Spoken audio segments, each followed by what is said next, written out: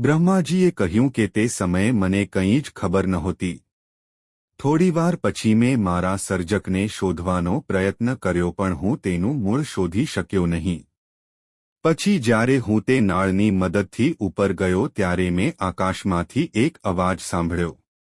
12 વર્ષ સુધી સખત તપસ્યા કર્યા પછી મેં ભગવાન વિષ્ણુના દર્શન કર્યા. મેં વિષ્ણુને ઓળખ્યા નહીં અને તેમનો પરિચય પૂછ્યો. જ્યારે વિષ્ણુએ પોતાને સર્વજ્ઞ અને મારાથી મોટા ગણાવ્યા ત્યારે મેં તેમનું અપમાન કર્યું અને તેમની સાથે દુર્વ્યવહાર કર્યો. અમારી વચ્ચે ઝઘડો થયો અને વિવાદે ઘર્ષણનું સ્વરૂપ લીધું. તે સમયે અમારી વચ્ચે શિવલિંગને સ્તંભ સ્વરૂપે પ્રગટ થયું. અમે સંઘર્ષ કરવાનું બંધ કરી તેમને પરિચય આપવા વિનંતી કરી, જેથી શિવે અમને પરિચય આપ્યો. તે સમયે અમે ઓમનો ગૌરવપૂર્ણ નાદ સાંભળ્યો અને વિષ્ણુએ શિવલિંગને વિશેષ સ્વરૂપમાં જોયું. તેના દક્ષિણ ભાગમાં અકાર, ઉત્તર ભાગમાં ઉકાર અને મધ્ય ભાગમાં મકર જોયું. સત્ય, આનંદ અને અમૃત ઓમ સ્વરૂપમાં પરબ્રહ્મ દેખાતા હતા. જ્યારે અમે તેના વિશે વિચારી રહ્યા હતા ત્યારે એક મહાત્મા ત્યાં આવ્યા અને કહ્યું કે ઓમ શિવનું બ્રહ્મ સ્વરૂપ છે અને અદૃશ્ય છે. ઓમના ઉ અને મ અક્ષરો બ્રહ્મા, વિષ્ણુ અને મહેશના પ્રતીકો છે અને આ ત્રણેય સ્વરૂપો સર્જન, પ્રેમ અને કૃપાના પ્રતીકો છે. અકર બીજ છે, ઉકાર કારક રૂપ યોની છે અને મકર બીજજી છે. આ રીતે લિંગની ઈચ્છાથી બીજ યોનીમાં પડ્યું અને ચારે દિશામાં વિકાસ થવા લાગ્યો. તેમાંથી સોનેરી ઈંડું જન્મ્યું અને તે વર્ષો સુધી પાણીમાં રહ્યું. તે 2 ભાગોમાં વિભાજિત થઈ ગયું. ઉપરના ભાગમાં સ્વર્ગ અને નીચેના ભાગમાં પૃથ્વીલોક પ્રગટ થયું. તે ઈંડામાંથી જ 4 ભુજાઓવાળા ભગવાન શિવ પ્રગટ થયા હતા. આ શિવ બ્રહ્મા, વિષ્ણુ અને મહેશના 3 રૂપમાં એક છે. આ સાંભળી અમે બંનેએ વેદ મંત્રોચ્ચાર સાથે શિવની સ્તુતિ કરી, જેથી ભગવાન શિવ 10 ભુજાઓ સાથે અત્યંત તેજસ્વી પંચમુખી સ્વરૂપમાં અમારી સામે પ્રકટ થયા, જે જોઈને અમને સંતોષ થયો. 48 અક્ષરો ધરાવતો ગાયત્રી મંત્ર, 8 માત્રાઓ સાથેનો શિવ મંત્ર, મૃત્યુંજય, ચિંતામણી મંત્ર અને દક્ષિણા મૂર્તિ મંત્ર ભગવાન શિવથી ઉત્પન્ન થયા છે. અમે બંનેએ આ 5 મંત્રો સ્વીકારી લીધા અને ભગવાન શિવની સ્તુતિ કરવા લાગ્યા. તે જ સમયે જ્યારે ભગવાન શિવ પ્રસન્ન થયા ત્યારે વિષ્ણુએ તેમને પૂછ્યું કે કૃપા કરીને જણાવો કે તમે કયા સ્વરૂપમાં પ્રસન્ન છો.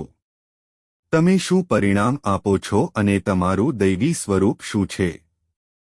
આ જિજ્ઞાસાને સંતોષવા માટે એક સંપૂર્ણ ઘટના જાણવી જરૂરી છે. એક સમયે નારદજીએ હિમાલય પર્વતની સુંદર ગુફામાં લાંબી તપસ્યા કરી અને અહમ બ્રહ્માસ્મિની ભાવનામાં સમાધિ મેળવીને બ્રહ્મ વિધાન ગ્રહણ કર્યું. નારદજીની કઠોર તપસ્યાથી ઇન્દ્ર પરેશાન થઈ ગયા અને તેમણે કામદેવની નારદજીનું તપ ભંગ કરવા મદદ માંગી. ઇન્દ્રને ડર હતો કે જો તેમની તપસ્યા સફળ થશે તો નારદજી ઇન્દ્રના પદની માંગણી કરવા લાગશે.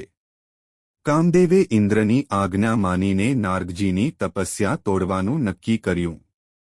કામદેવ નારદજીના તપસ્યાના ક્ષેત્રમાં ગયા અને ત્યાં તેમની બધી વાસનાની અસરો વ્યાપકપણે ફેલાવી દીધી.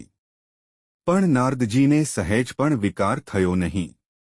જ્યાં ભગવાન શિવે કામદેવને ભસ્મીભૂત કરી નાખ્યા હતા તે જ સ્થળે નારદજી તપસ્યા કરી રહ્યા હતા અને સમગ્ર વિસ્તાર વાસનાના પ્રભાવથી બહાર જાહેર થયો હતો.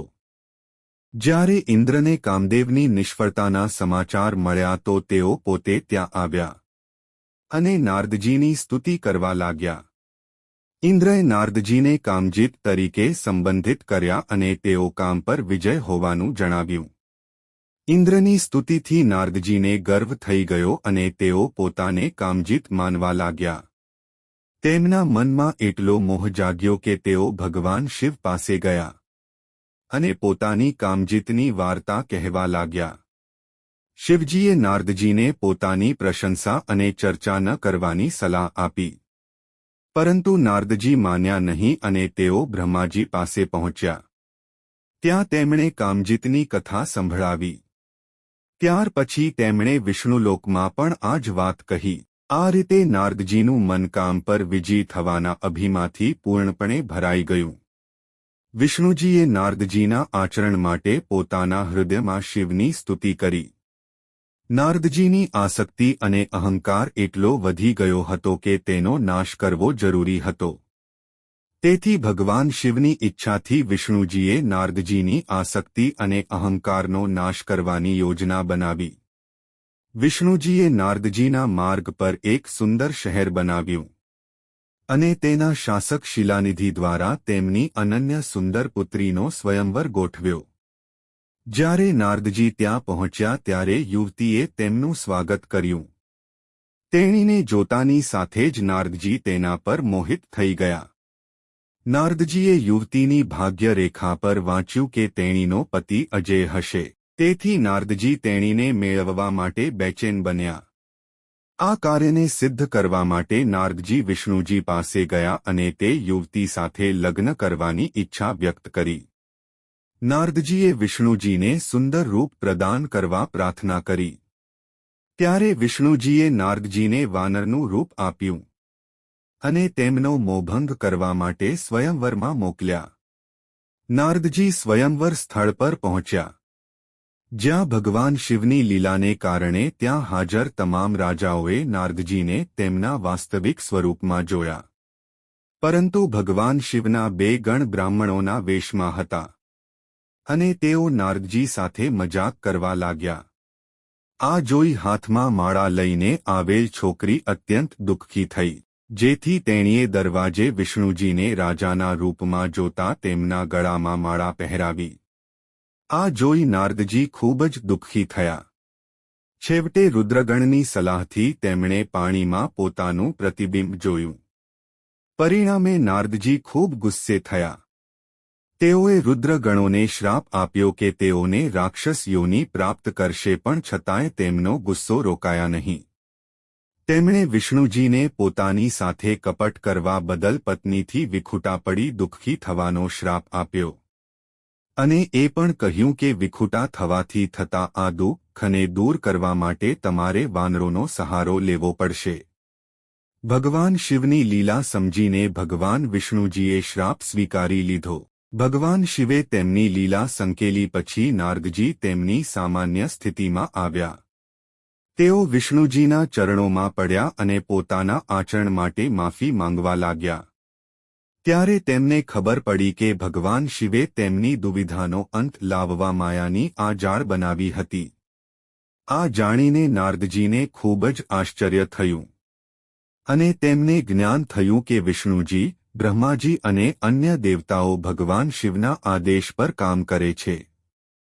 શિવ મૂળ સ્વરૂપ છે અને તે મૂળના 3 વિશિષ્ટ સ્વરૂપો છે. સૃષ્ટિના સર્જક બ્રહ્માજી છે, પાલનકર્તા વિષ્ણુજી છે અને સંહારક મહેશ અથવા રુદ્ર છે. ભગવાન શિવની પૂજા કરવાથી અને રુદ્રાક્ષ અને ભસ્મ ધારણ કરવાથી ભગવાન શિવ પ્રસન્ન થાય છે અને સાધકનું અજ્ઞાન દૂર થાય છે. વિષ્ણુજીએ કહ્યું કે હે નારદ ઋષિ, ભગવાન શિવ તમારું ભલું કરશે. તમે બ્રહ્મલોકમાં જાઓ અને બ્રહ્માજી પાસેથી શિવસ્તોત્ર સાંભળો અને ભગવાન શિવની પૂજા કરો. આ પછી ભગવાન વિષ્ણુજી અદૃશ્ય થઈ ગયા.